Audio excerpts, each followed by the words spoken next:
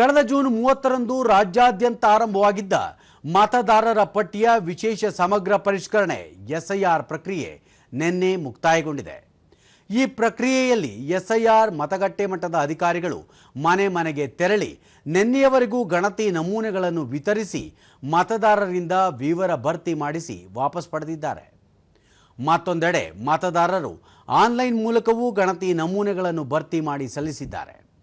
ಗಣತಿ ನಮೂನೆಗಳ ವಿತರಣೆ, ಭರ್ತಿ ಹಾಗೂ ಡಿಜಿಟಲೀಕರಣ ಪ್ರಕ್ರಿಯೆ 100% ಪೂರ್ಣಗೊಂಡಿದೆ.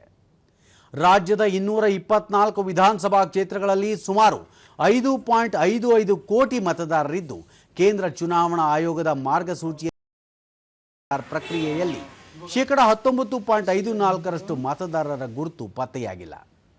ರಾಜ್ಯದಲ್ಲಿನ ಒಟ್ಟು 59,050 ಮತಗಟ್ಟೆಗಳ ವ್ಯಾಪ್ತಿಯಲ್ಲಿ ಎಸ್ಐಆರ್ ನಡೆದಿದೆ.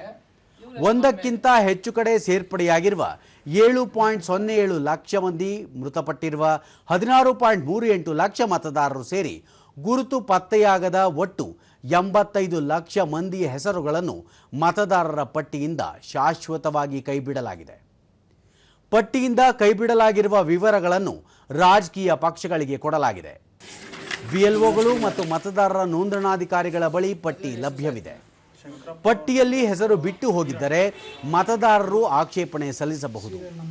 ಜಿಲ್ಲಾ ಚುನಾವಣಾಧಿಕಾರಿಗಳು ಈ ಆಕ್ಷೇಪಣೆಗಳನ್ನು ಪರಿಶೀಲಿಸಿ ಸಂಬಂಧಪಟ್ಟ ಮತದಾರರಿಂದ ಅಗತ್ಯ ದಾಖಲೆಗಳನ್ನು ಪಡೆದು ಅಂತಿಮ ಮತದಾರರ ಪಟ್ಟಿಯಲ್ಲಿ ಸೇರ್ಪಡೆ ಮಾಡುವುದಕ್ಕೆ ಕ್ರಮ ಕೈಗೊಳ್ಳಲಿದ್ದಾರೆ.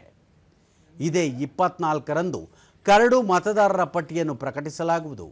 ಆನಂತರ ಸೆಪ್ಟೆಂಬರ್ 23ರವರೆಗೆ ಆಕ್ಷೇಪಣೆ ಸಲ್ಲಿಸಲು ಅವಕಾಶ ನೀಡಲಾಗುವುದು. ಬಳಿಕ ಅಕ್ಟೋಬರ್ 27ಕ್ಕೆ ಚುನಾವಣಾ ಆಯೋಗ ಅಂತಿಮ ಮತದಾರರ ಪಟ್ಟಿಯನ್ನು ಪ್ರಕಟಿಸಲಿದೆ.